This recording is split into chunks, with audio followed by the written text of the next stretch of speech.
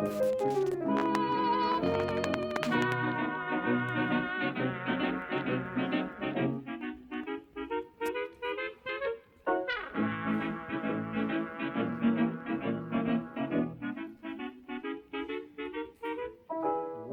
did you leave heaven?